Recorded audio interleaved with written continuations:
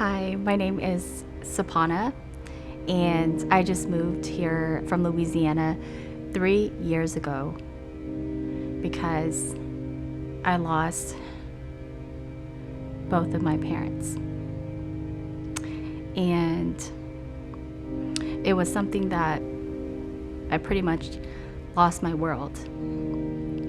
So, growing up, we grew up in a Buddhism culture. And the way Buddhism works is where, every morning we would pray to Buddha. And I just didn't really know a lot about it, but I just knew that I was praying to a God that I didn't know. I just knew that in the Buddhism culture, if you do good deeds, you would get good deeds. If you do bad deeds, you would get bad deeds. So I just have like this voice in my head that's telling me that, I need to do this and this.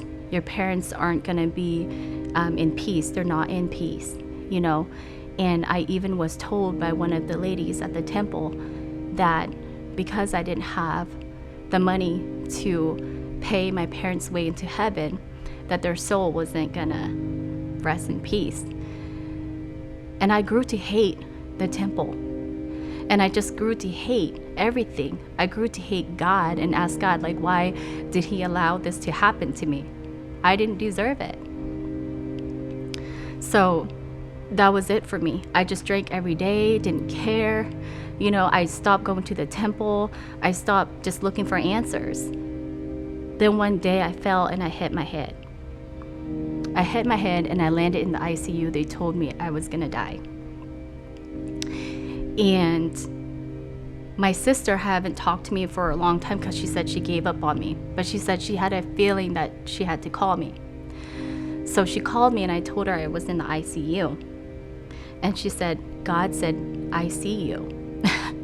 So that's when I start driving to Living Hope, when you couldn't go into any churches, but Living Hope was open. As I came to Living Hope, I had hope.